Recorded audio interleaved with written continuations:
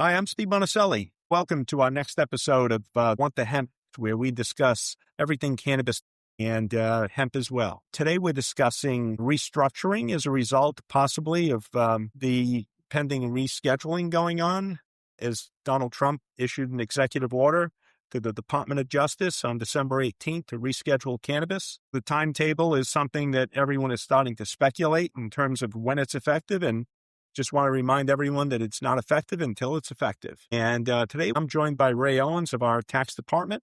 He's a senior tax manager here at Witham. And we're going to be discussing, you've got a current entity structure and, you perhaps may want to re-explore whether or not that structure still works for you and whether or not you want to be something else when you grow up.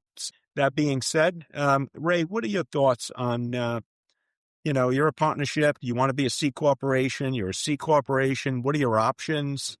Let's discuss that a little bit. Hey, Steve. Thanks so much for having me today.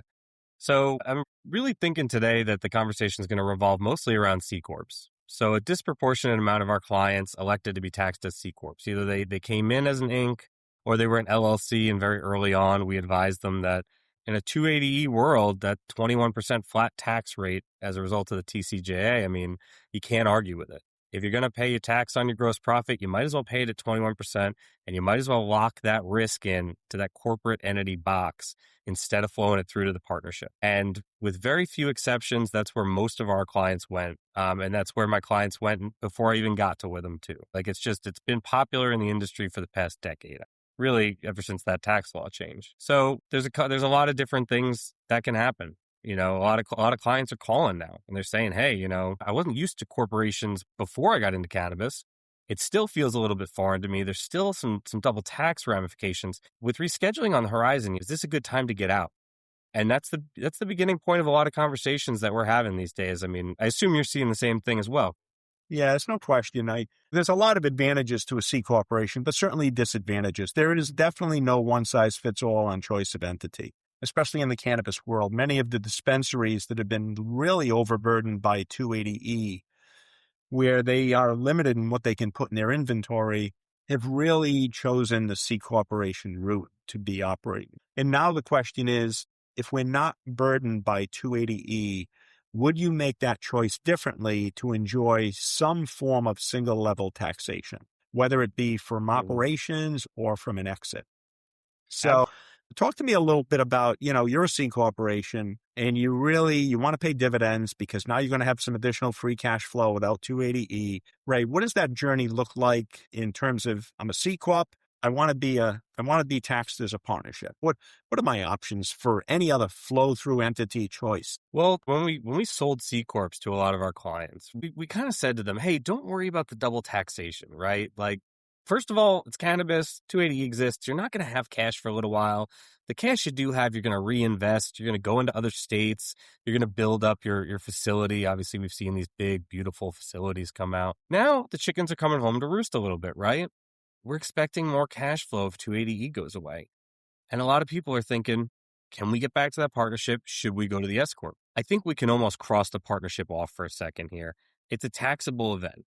Unless you wind up with a very unique set of circumstances or you're just willing to bite the bullet, going back to a partnership's not going to be your best bet. And we can discuss that more in a later podcast. I'm happy to come back. But I think the S Corp is where we're going to talk to a lot of our clients. Because simply checking to be treated as that small business corporation with that single layer of taxation is going to be desirable from the jump for a lot of people. But they have to remember there's a number of traps if you don't think about them, right? First off, what do your investors look like? An S Corp is a very specific set of investors that won't ruin the election. There has to be under 100 natural people. Only a certain kind of trusts can own that stock. You can't have a partnership as a partner. Number of things going on there. But we've seen a lot of these very creative financing agreements in cannabis. There's equity going right, left, and center. There's options, preferred stock, all of this. If in an S Corp, you only can have the one type of stock. And so it becomes very rigid. And then from there, there's W-2 issues. There's big. What is big, right? I didn't come up dealing with big. Did you deal with big coming up? What even is big, right? Who I always think big, but let's talk about what big is. There you go. Let's talk about what big As you is. sit in the office in Boca. Talk to me about big. What do you know about big? Because you had more corporate experience coming up than I did. Sure. So basically, if you're a C corporation and you want to elect to be taxed as a flow-through entity, you basically have this concept of a valuation is done when you make an S election. That value establishes current fair market value. The excess of the current fair market value in excess of the underlying tax basis of the assets inside the entity is measured and frozen. And it is frozen forever? No, it's frozen for a 5-year period. And if you exit after 5 years, you basically are locked in. The built-in gain goes away after 5 years, essentially. If you dispose of an asset in the 5-year window, you actually trigger a tax. And the tax is at the maximum corporate rate. And it is basically bifurcated on the value of that asset that you sold on the date you made the S election in excess of its tax basis on that date. That gets triggered as a corporate level tax, even though you now are living in the purview of an S corporation flow through entity.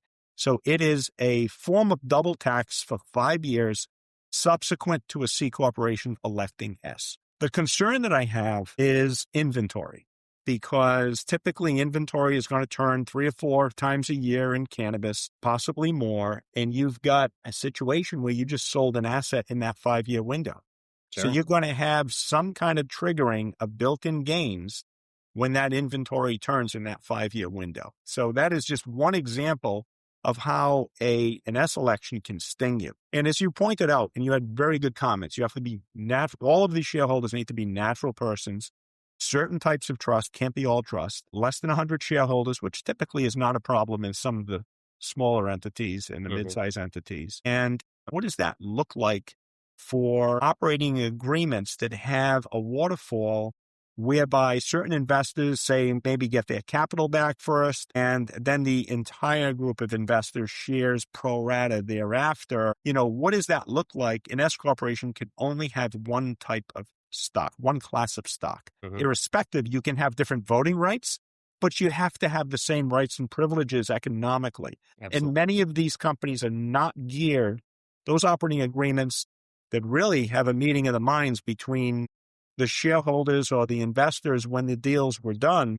We need to be able to respect the economics, which is going to limit who can actually do these S election strategies to try to get dividends out on a single level tax basis. 100%. I think there are opportunities for companies, but I think it would probably be more of the smaller companies with a very simple structure that have an ability to go from a C corporation to an S corporation. Couldn't agree more. And I think that big issue and the inventory is something that a lot of people are going to sleep on.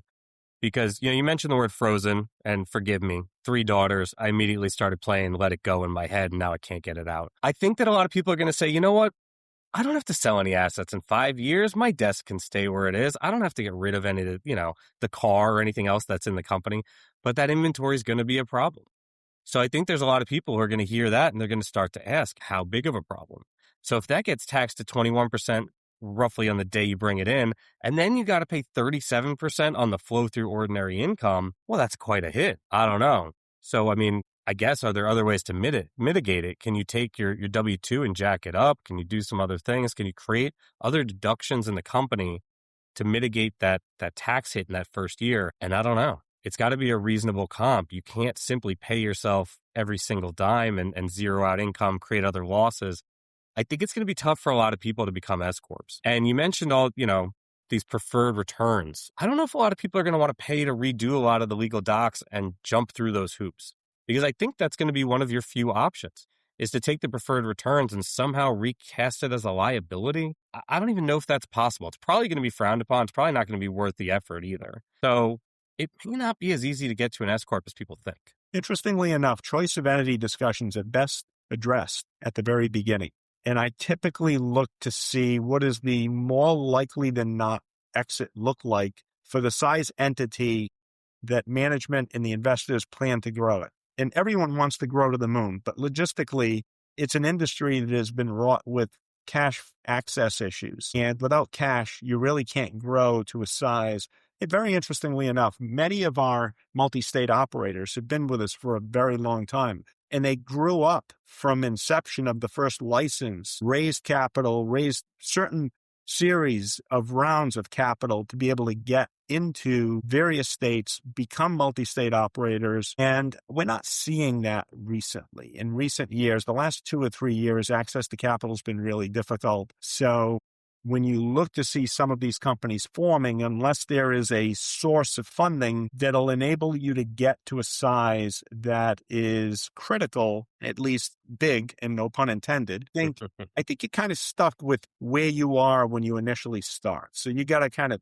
stick with it once you're in it, because more likely than not, if you're a C corporation and you want to go to another form of entity, you're probably better off living with the C Corp structure and not tampering with it, because no one wants to pay tax when someone doesn't have proceeds to pay the tax as a result of a change in expectations that they'll have some kind of an exit.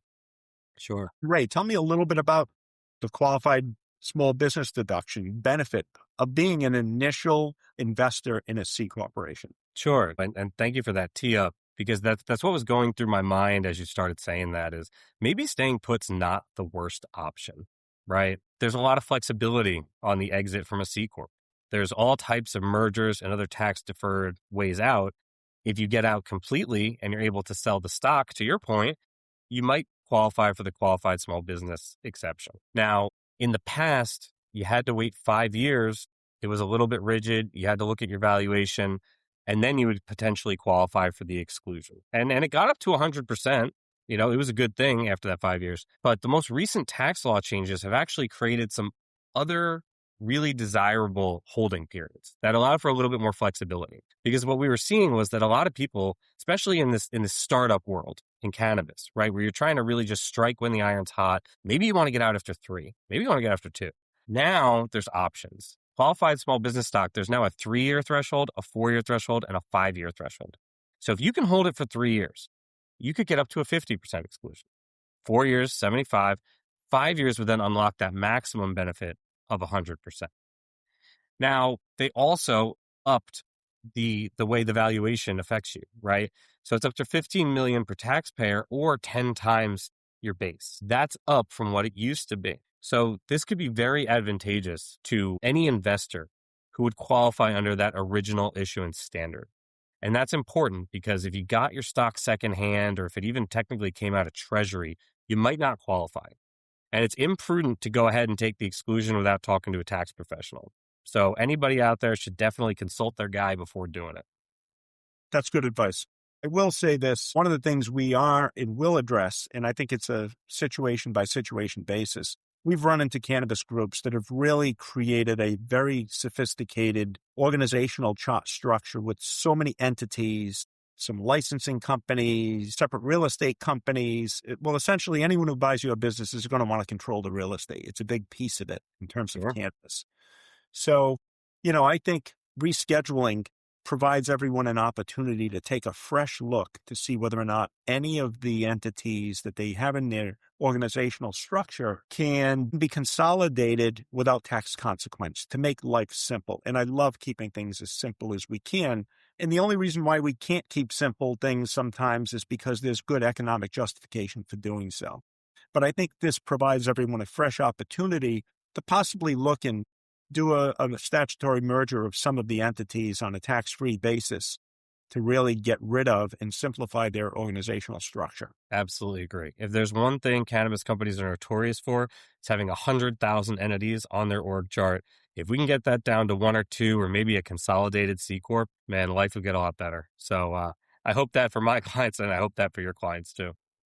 Excellent. Well, Ray, thank you for joining us today. And I'd like to thank everyone for tuning in. If there's anything we can do for you, we have a full spectrum of a suite of services with our cannabis team. Please reach out. Thank you very much.